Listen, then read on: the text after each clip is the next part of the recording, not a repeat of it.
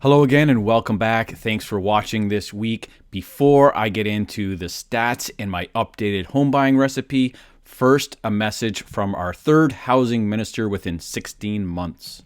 You said that you weren't seeking re-election in the upcoming election, and you seem to have put some thoughts before accepting this new job.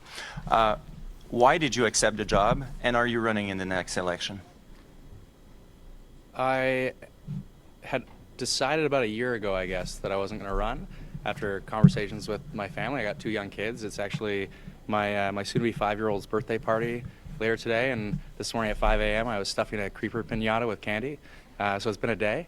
But it was a tough leadership race last year, and that balance wasn't right. That balance between sacrifice, but also that ability to make a difference. And is the sacrifice justified by virtue of the difference that you're able to make? And that balance wasn't there. And an opportunity came along where you can make an even bigger difference. Sean's a good friend, and he's done important work on housing. Housing, to me, is, outside of Canada-U.S. relations, the most important file for, I see millions of Canadians who are rightly angry about housing, where they see their parents are better off than they are, even though they're working just as hard and have a job that's just as good. I see, you look around, every one of our communities is affected by homelessness and encampments, and that's a consequence of housing.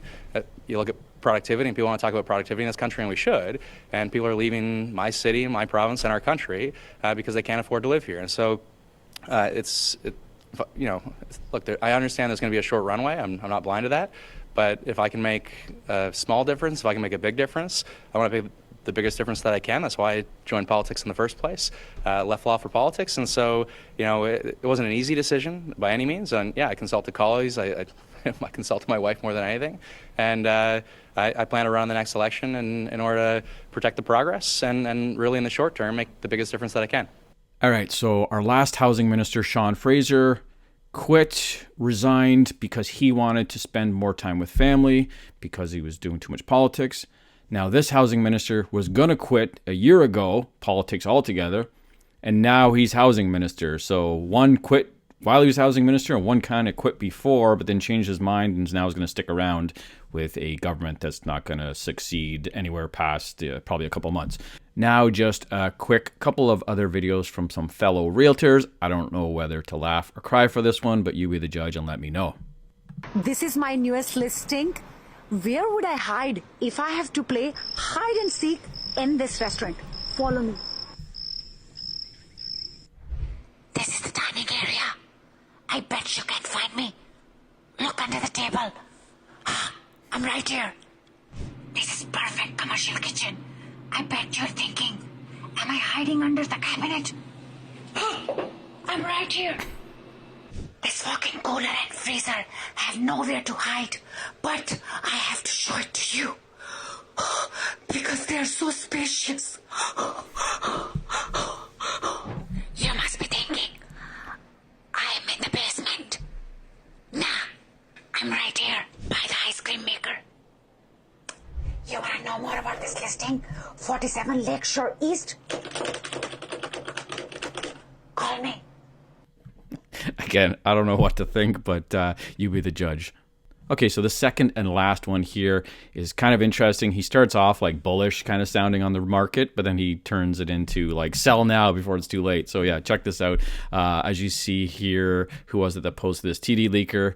I don't know if he thought the same thing. This guy was just kind of making fun of him, thinking this realtor thinks the market's going to rip in 2025, but it's not the case by the end of the video. But it seems like it in the beginning. Anyway, check it out here. Buyer's market disappeared as Canada's home sales heat up. Sales surged for the second month in a row. Here's the thing about real estate. It trends one way until it stops trending that way. It's not like the S&P 500 that chops up and down on a daily basis. Real estate moves a lot slower. Transactions take 2-3 months to close. This is now looking like a trend, and that means that sales are probably going to continue to go up or at least stay high or elevated, and prices will likely follow for the next 3 to 6 months. Sales went up 26% in November and then again 30% in October. And Capital Economics is predicting that the average monthly price gains of 0.4% will happen between now and June of 2025. Now, I agree with this, obviously, because that's what I've been saying. But what I am not saying is that we're out of the woodwork. What I am saying is that if you've been holding on to a property that you've been meaning to get rid of for the last couple of years, the next couple months might be your chance to get out without losing as much money as you thought, or possibly breaking even, or just making more money. All right, a lot of flip-flop. Might want to get out, might want to make more money. I don't know what's going on there, but mixed signals from that guy. Might have to edit out the audio or the music in that one, so because it might get copywritten on here, but I'll obviously do that if needed. All right, now let's get into this week's statistics, starting with the home buying recipe. Okay, so here it is, the home buying recipe. I probably should have updated this a week or so ago when they started dropping the rates even more, or when they continued to drop the rates, I should say. But starting with the falling prices, of course, they are falling. I don't care what anybody says. We're making new lows every year. You see the high there, 2022, then 2023. The next peak was a high. And then this year, maybe November, maybe in the spring, but it's lower than 2023. So it's very easy to see. Prices are falling year over year, and we haven't even hit the recession yet. Maybe we have, but it hasn't been announced. Now, the big change was, of course, this time was the falling rates. And yeah, big 0.5% cut there, which of course justifies this falling rates. Fully full now. The battery is green check mark there. So we have 2 of the 4. And of course, high unemployment there. We're up to 6.8%, 3 battery bars. Get over 7 before we see another one there. And I forget where I get this from. I'll post a link in the description. I think it's Macro Trends or something Trends. I get this from with this nice chart. But someone just posted another thing, and they forecast unemployment to go down. Now, I didn't see any reasoning in the message that I got, but yeah, they're forecasting it to go down in the short term. But regardless, it is going up. It's been trending up since last year. And then moving on to high mortgage arrears delinquencies, still very low. Of course, they have trended up as per the 1 battery bar there, but it is still very low for now. And I'm expecting to see that because this is a lagging indicator. The last data there is from September. So, of course, we're seeing unemployment rise in November. So in a couple more months, we'll probably see this up to those previous lows, which will deserve another battery bar there. Now, talking about mortgage delinquencies and bank sales, here are the power of sales on the Toronto Real Estate Board. And yeah, you can see the purple ones there. Now, we did some data merging between boards. So like my board, Niagara, actually, which I just dumped. I'm just with Treb now. We joined the Toronto Real Estate Board database. So did London and some other places. So we lost some listings on the ITSO, a lot of listings, and then they merged. Some were duplicates and whatnot. So anyway, now I'm just using Treb data. So I've turned it purple there when the changes were made. So that would have been a little bit lower because of the duplicate listings and whatnot. But regardless, when you look at the next week, December 22nd there, the last week on this chart, we are significantly higher. And if you look at last December, and again, this is merged data now compared to last December, it's 193% higher than last December. So yeah, bank sales are still trending up at a significant pace, and no signs of letting off anytime soon. Okay, now these next 4 charts are in response just to some debate and discussion that I've had recently, and it's more than one person. I did talk to somebody on the phone this week, and we talked about the difference between freehold and condos. And a lot of people out there, influencers and whatnot, and I'm not going to mention any names, but you see them on X and whatnot. They believe that the freehold is kind of holding strong while the condos are taking a big hit. And, well, I didn't agree or disagree, but I think they're all going to follow the same trend eventually. But then I looked into the data here, and this is what the data shows us. So again, you hear it. You'll probably hear it yourself. People say, well, the freehold's strong. There's not, nothing's happening. The prices aren't going down, but the condo's getting destroyed.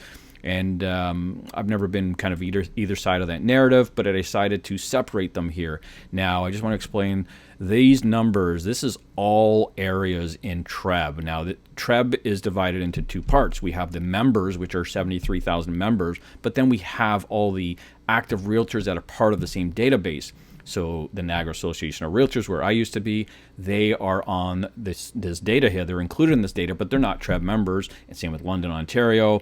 They're included in this. So there's 95,000 members data in this database, and in this data I'm going to show you. But again, Treb has 73,000 members, so don't get confused. So this is 95,000, way over half of the realtors in Canada. So this is pretty significant here. And again, Ontario, the biggest province on top of that. So let's check this out here. So this is the number of sales by year going back to 2014 as far as this data goes back on the system that I'm using. So the number of sales, and this is on a yearly thing. If I did the monthly sales, it would be up and down like one of those heart, diagram machine things. So an ECG or whatever it's called, it just goes up and down because it's seasonal, right? So yearly we did the number of sales, and it's down 22% from the 10-year average on freehold, and condos is only down 18%. So again, looks like freehold's taking a bigger hit on the number of sales. Moving on to the actual average prices here. So let's see how the prices are doing. Now the price I did monthly, and I did it from the peak here. You see those two peaks right in the middle. Of course, you can't miss them. And again, same data, all areas, tons of listings, 95,000 realtors listings on here. Now before I go on, I want to make one quick correction to a chart I put out on X earlier this week. I put as of December 18th, I think it was, because I thought they would take the partial months data, but it doesn't. It only takes full months on these charts. So again, our last full month was November 2024, and this is as of November 2024, down 21% the freehold market, and the condo market is down 17% from the peak. So again, the freeholds have lost more value on a percentage basis than the condos. And yeah, I talk about dollar values too, way more in dollar values. But again, we're going to compare percentages here. Okay, this is all freehold and this is all condos. So condos could mean apartments, it could mean townhouses, it could mean a freehold with a condo road, which you could list either, but regardless. And freehold could mean detached, semi-detached, or townhouses. So a townhouse could float into either of these categories here. So what I did was I took the extremes, because I had, again, somebody call me out and say, well, if you compare just detached to apartments, condos, you're going to see a big difference. So, okay, we're going to drill down. We're going to go in the extreme ends.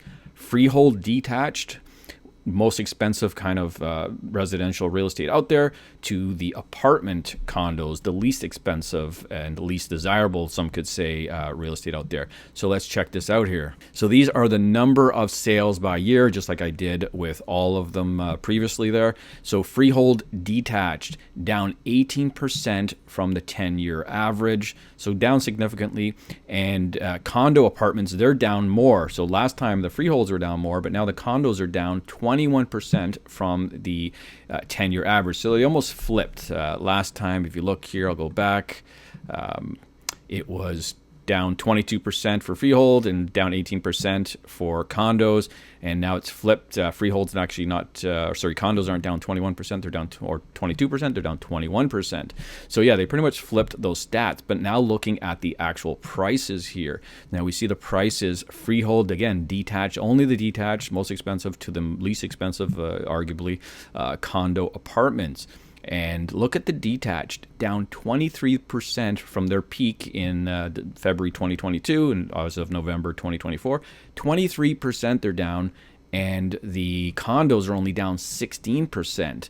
So yeah, let's go back to all condos and all detached or all freehold again, and it was 21 for freehold and 17. We're seeing that gap widen now, so it's actually worse off for detached. So detached have lost 23% from the peak, and condos are only down 16% from the peak, I should say, freehold, detached, and condo apartments.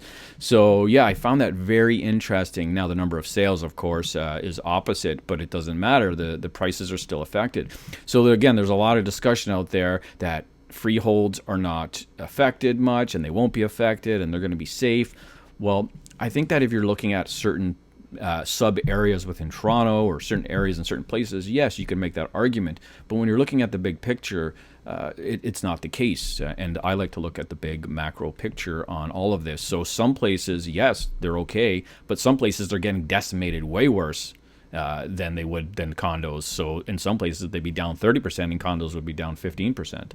Okay, so that's it for this week. Leave your comments. As always, I do browse through lots of them, lots of debate in there. I love watching and reading it. And Merry Christmas to everybody. As you can see here in my background, I have some symbolic symbols on the trees with credit cards and debt and gas cans and keys and lighters and whatnot. Of course, you know what that's for. But anyway, thanks for watching, and I'll see you next time.